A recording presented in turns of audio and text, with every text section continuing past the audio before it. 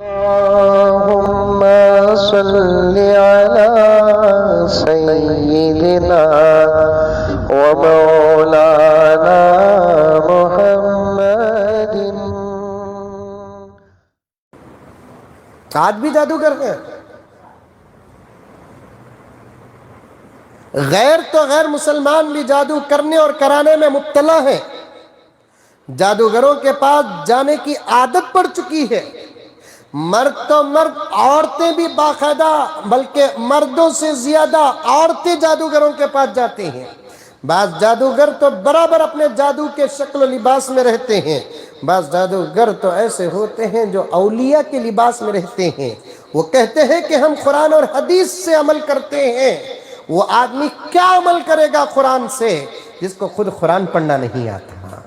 وہ آدمی کیا عمل کرے گا دعاؤں سے جسے کھانا کھانے کی دعا نہیں معلوم، جسے کھانے کے درمیان کی دعا نہیں معلوم، جسے کھانے کے بعد کی دعا نہیں معلوم، جسے تعوذ اور تسمیہ تجوید و ترتیل کے ساتھ پڑھنا نہیں آتا، جسے سورہ فاتحہ نہیں آتا، صرف جھبا پہن لیا تو کیا خاک قرآن سے کام کرے گا؟ داڑھی رکھ لیا، عود بتی سلگا لیا یا عود ڈال لیا، کیا خاک وہ قرآن اور حدیث سے کام کرے گا؟ اور چٹیوں میں کیا لکھتا ہے، چٹیوں میں کیا نقشہ ہوتا ہے؟ واللہ عالم بالصواب. میرے پاس ایک میاں بیوی آنے کے بعد انہوں نے کہا کہ حضرت شادی ہوئی بچے نہیں ہو رہے ہیں. ہمارے گھر کے پڑوسی آپ کے عاشقین میں سے ہیں. انہوں نے کہا کہ مزمل صاحب کے پاس جاؤ. میں عامل بھی نہیں کامل بھی نہیں. بعض لوگ ہم بھیج ڈالتی ہیں ہمارے پاس.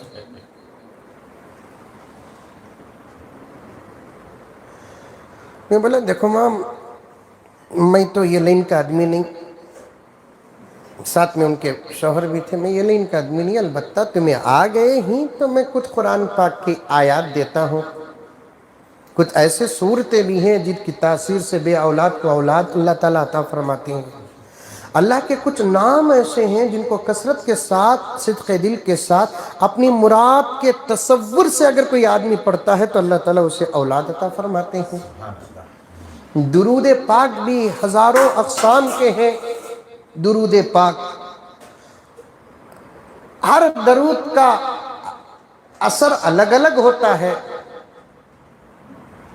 دعائیں بھی ہیں، کچھ نقوش بھی ہیں عادات کے جو ہمارے متبحر علماء کرام نے بنائے ہیں. نقوش سمجھ میں یہ بات، دائرہ ڈالنا، خانے ڈالنا، اس میں اعداد لکھنا، یہ سب ایک فن ہوتا ہے. علم الاعداد بول کر یہ سب ہوتا ہے. میں نے ان سے کہا کہ یہ دعائیں پڑھو. اس کے بعد انہوں نے مجھ سے کہا کہ حضرت ہمیں ایک صاحب کے پاس گئے، انہوں نے ایک تعویذ دی حضرت. مجھے کیا پتا، معلوم نہیں کہ اس وقت وہ تعویذ کھول کر دیکھنا یہ میرا ارادہ ہو گیا. میں وہ تعویذ لاؤ. اب انہوں نے جب تعویذ دی مجھے، حالانکہ تعویذ وغیرہ سب کھول کر نہیں دیکھنا، لیکن میرے ذہن میں بار بار بات آ رہی تھی کہ کھولو کھولو کھولو کھولو کھولو. میں نے پوچھا کہ کہاں سے لیے، تو انہوں نے مشہور ایک اللہ والے کے درگاہ کا نام لے کر وہاں بیٹھے ہوئے ایک صاحب نے مجھے دیے. میں نے جب کھول کر دیکھا تو اس میں مورتیوں کی تصویر، مورتیاں.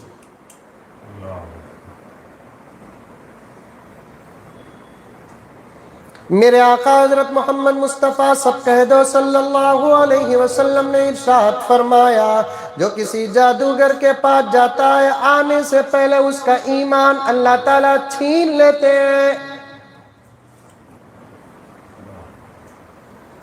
جو کسی کے ہاتھ میں ہاتھ دے کر اپنے لکیروں کا ترجمہ پوچھتا ہے، اس کے ہاتھ سے ہاتھ واپس آنے سے پہلے اس کا ایمان ختم ہو جاتا ہے.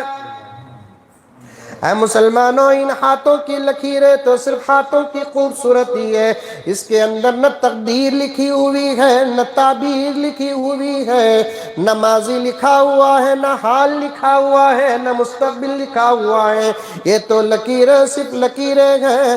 ذرا غور کر کے دیکھے کہ ایک پرنٹ نکال کر دیکھے، یہ ہاتھوں کی لکیریں اگر نہ ہوتی تو کیا یہ ہتھیلی خوبصورت ہوتی؟ اللہ تعالیٰ سجاوٹ کے لیے اس کے اندر لکیروں کو رکھا ہے، اس کے علاوہ اور کچھ نہیں ہے۔ ہماری زندگی کیا تھی، کیا ہے، کیا ہوگی، ہمارا اللہ جانتا ہے، اس کے علاوہ کوئی نہیں جانتے۔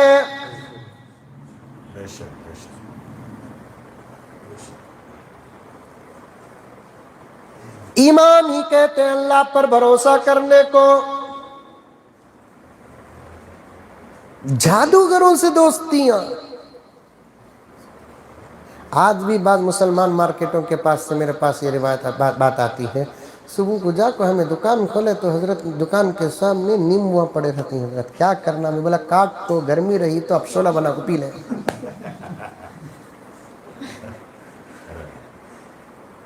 نہیں تو زیڈان اور رونالڈو کی طرح ایک کک مار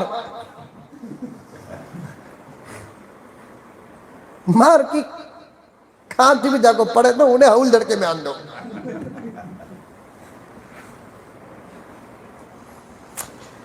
اللہ تمہیں جادو کرو کہ تمہیں عمل کرو، ہمارے مقدر میں ہم نہ کتا ملنا کی اتچ ملتا سو، کیا ملنا کی اوچ ملتا سو، ہماری تقدیر سے زیادہ ہم نہ ملتا نہیں، ہماری محنت سے زیادہ ہم نہ ملتا۔